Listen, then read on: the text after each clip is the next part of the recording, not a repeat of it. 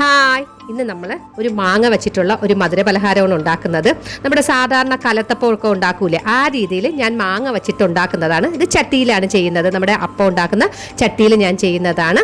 ഏകദേശം അതുപോലെ തന്നെയാണ് ഇത്, പക്ഷേ മാങ്ങയും കൂടി ചേർക്കുന്നേ ഉള്ളൂ. അപ്പം നമുക്ക് ആവശ്യത്തിനുള്ള സാധനങ്ങൾ ഞാൻ എടുത്തു വെച്ചിട്ടുണ്ട്. ഒരുപാട് സാധനങ്ങളൊന്നും ഇതിന് വേണ്ട. ഒരു കപ്പ് പച്ചരി ഞാൻ കുതിർത്ത് വെച്ചിട്ടുണ്ട്. അതിനോടൊപ്പം തന്നെ ഒരു മാങ്ങയും കൂടി അരിഞ്ഞു വെച്ചിട്ടുണ്ട്.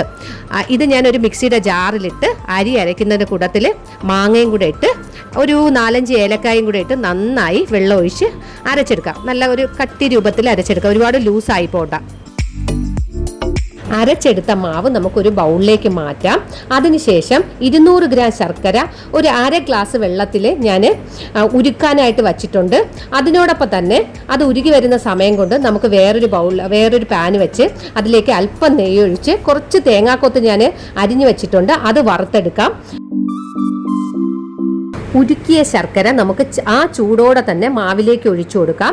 അതിനോടൊപ്പം തന്നെ വറുത്ത് വെച്ചിരിക്കുന്ന തേങ്ങാക്കൊത്തു ഇതിനകത്തിട്ട് നന്നായി ഇളക്കി യോജിപ്പിക്കാം.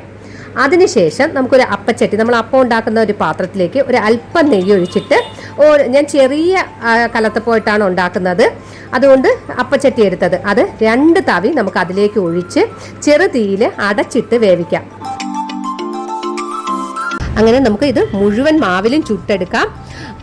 ചൂടോടെ തന്നെ നമുക്കിത് ഉപയോഗിക്കാം. കാണാനൊരു ഭംഗി തോന്നുന്നുണ്ടെങ്കിലും നല്ല ടേസ്റ്റാണ്. മാങ്ങയുടെ നല്ല ടേസ്റ്റും വരുന്നുണ്ട്. ഓരോ സ്ഥലത്തും ഓരോ പലഹാരങ്ങൾ ഉണ്ടാക്കുന്നത് ഓരോരോ രീതിയിലാണ്. അതുപോലെ നമ്മുടെ ഇവിടെയും നമ്മൾ ഉണ്ടാക്കുന്ന രീതി ഇതാണ്.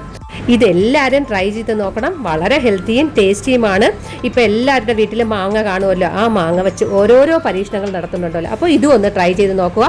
എന്നിട്ട് നിങ്ങളുടെ അഭിപ്രായങ്ങൾ പറയുക. ഇനിയും ഇതുപോലുള്ള നല്ല നല്ല വീഡിയോകളുമായി നമുക്ക് കാണാം. ബായ്.